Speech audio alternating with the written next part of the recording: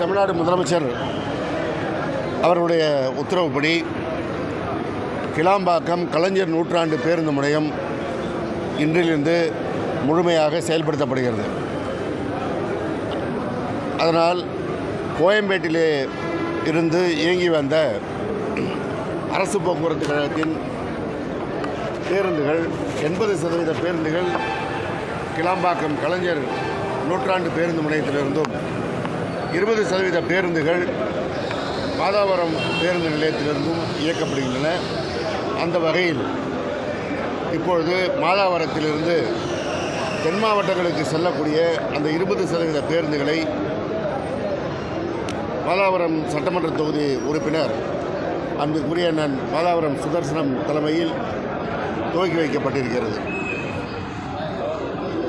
இந்த வடசென்னை பகுதியை சேர்ந்த மக்கள் தென் மாவட்டங்களுக்கு செல்வதற்கு சிரமப்படுகிறோம் என்கின்ற கருத்தை தொடர்ந்து எடுத்து வைத்து வந்த நிலையில் மாண்புமிகு முதல்வர் அவர்கள் மாதாவரம் பேருந்து நிலையத்திலிருந்து இந்த பேருந்துகளை இயக்குவதற்கு உத்தரவிட்டிருக்கிறார்கள். அதேபோல் இந்து சமய அறநிலைத்துறை மற்றும் சிஎம்டிஏ அமைச்சர் மாண்புமிகு அண்ணன் சேகர்பாபு அவர்களும் சிஎம்டிஏ மூலமாக கட்டப்பட்டிருக்கின்ற இந்த மாதாவரம் பேருந்து நிலையம் பயன்பாட்டிற்கு வர வேண்டும் என்று தொடர்ந்து வலியுறுத்தி வந்தார். அதேபோல் தொகுதி சட்டமன்ற உறுப்பினர் என்ற வகையில் நாங்கள் இங்கே ஆய்வுக்கு வரும்பொழுதெல்லாம் அண்ணன் மாதாவரம் சுதர்சனம் அவர்களும் அதை வலியுறுத்தி வந்தார்கள். அந்த அடிப்படையில் இன்றைக்கு இங்கிருந்து இந்த பேருந்துகள் கீழ்கண்ட வழித்தடங்களில் இயக்கப்படுகின்றன. இங்கிருந்து திருச்சிக்கு 18 நடைகளும், சேலத்திற்கு 17 நடைகளும், விருதாசலம் 6 நடைகளும், கள்ளக்குறிச்சி 16 நடைகளும், விழுப்புரம் 16 நடைகளும், கும்பகோணம் 14 நடைகளும், சிதம்பரம் 5 நடைகளும், நெய்வேலி 11 நடைகளும், புதுச்சேரி வழியாக கடலூருக்கு 5 நடைகளும், புதுச்சேரி வழியாக திண்டிவனத்திற்கு 10 நடைகளும், திருவண்ணாமலை செஞ்சி வழியாக 22 நடைகளும், போலூர் வந்தவாசிக்கு 20 நடைகளும் என 160 நடைகள் இயக்கப்பட இருக்கின்றன.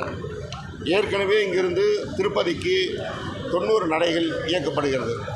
எனவே இந்த பேருந்துகள் செயல்பாட்டிற்கு வருகின்ற வேளையில் இந்த பகுதியை சேர்ந்த மக்கள் கிளாம்பாக்கத்திற்கு சென்று அங்கிருந்து பேருந்து மாற வேண்டும் என்ற சூழல் இல்லாமல் இங்கிருந்து அவர்களுடைய செல்ல வேண்டிய ஊர்களுக்கு செல்வதற்கு வாய்ப்பாக அமையும். மிக குறிப்பாக திருவொற்றியூர் தொகுதி, ராயபுரம் தொகுதி இந்த பகுதியை சேர்ந்தவர்கள், ஆர்கே நகர் பகுதியை சேர்ந்தவர்கள் எல்லாம் தொடர்ந்து நீண்ட தூரம் பயணிக்க வேண்டும் என்ற ஒரு நிலை இருந்ததை மாற்றி இன்றைக்கு மாதாவரம் பேருந்து நிலையத்திலிருந்து இந்த பேருந்துகள் அவருடைய பயனுக்கு வருகிறது. இதனை மக்கள் சிறப்பான முறையிலே பயன்படுத்தி தங்கள் பயணத்தை மேற்கொள்வதற்கு நாங்கள் விரும்பி கேட்டுக்கொள்கிறோம். மாநகர பகுதிக்குள்ளார பேருந்துகள் இயக்கக்கூடாது.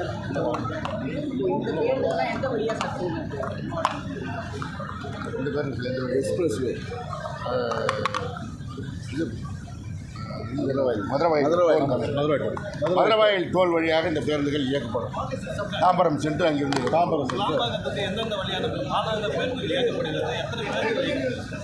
கிளாம்பாக்கத்திற்கு ஏற்கனவே அங்கே 2000 நடைகள் அந்த கிளாம்பாக்கத்தை தொட்டு வந்து கொண்டிருக்கின்ற பேருந்துகள் இல்லாமல் கூடுதலாக 1400 நடைகள் இயக்கப்படுகின்றது.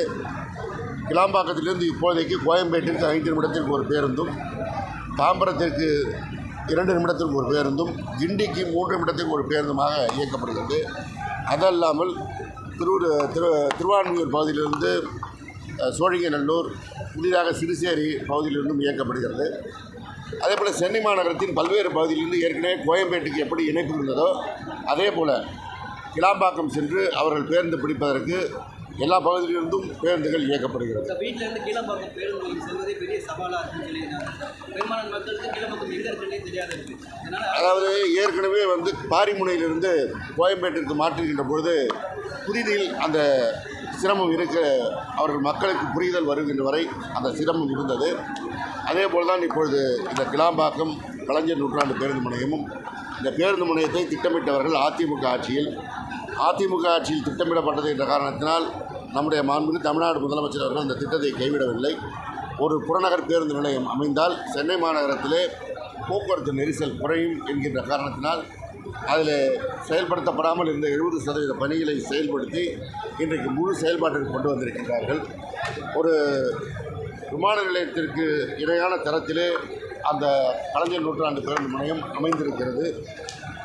ஏற்கனவே கோயம்பேட்டிற்கு தாம்பரம் போன்ற பகுதியில் இருந்தவர்கள் கோயம்பேட்டிற்கு வந்து பேருந்து பிடிக்க வேண்டிய சூழல் இருந்ததெல்லாம் இல்லாமல் அவர்களுக்கு கோயம்பேடு வந்தாலும் ஒரே தூரம் தான், கிளாம்பாக்கம் போனாலும் ஒரே தூரம் தான்.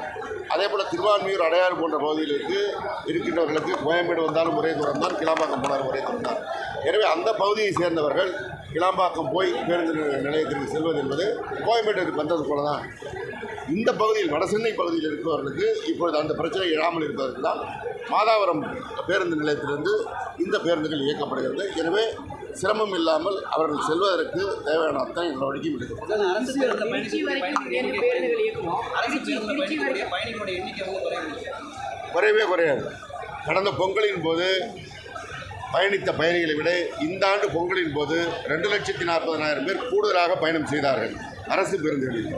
காரணம், தேவையான அளவிற்கு பேருந்துகள் இயக்கப்படுகிறது, புதிய பேருந்துகள் நடைமுறைக்கு வந்து கொண்டிருக்கிறது, பேருந்துகளும் தேவையான நேரத்தில் இயக்கப்படுகிறது என்று மக்கள் உணர்ந்திருக்கின்ற காரணத்தினால் அரசு பேருந்தை பயன்படுத்துகிறார்கள். பயன்படுத்துகிறவர்களுடைய எண்ணிக்கை கூடியிருக்கிறது.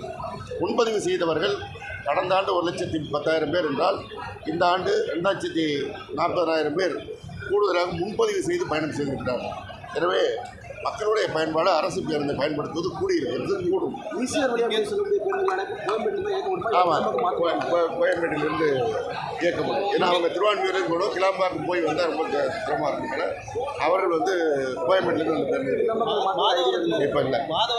தென் மாவட்டங்களுக்கு திருச்சி வரைக்கும் தான் இயக்கப்படுது. மதுரை இந்த வழித்தடங்களில் இயங்குகின்ற பேருந்துகளுடைய மக்களுடைய பயணம், அந்த செறிவு, அடர்வு இதெல்லாம் கணக்கில் கொண்டு எதிர்காலத்தில் திட்டமிடப்படும்.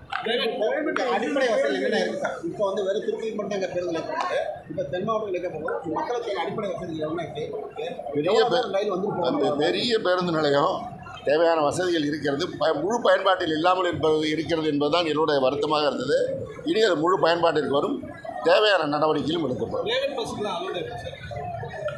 படிப்படியாக அடுத்தடுத்த கட்டத்தில் எது தேவையோ அதையெல்லாம் கருத்திலே கொண்டு நடவடிக்கை எடுக்கப்படும். கோயம்பேட்டில் வந்து வேலூர், ஆற்காடு அந்த பகுதியில் செல்கின்ற பேருந்துகள், பெங்களூர் செல்கின்ற பேருந்துகள் எல்லாம் அங்கிருந்து இயங்கும்.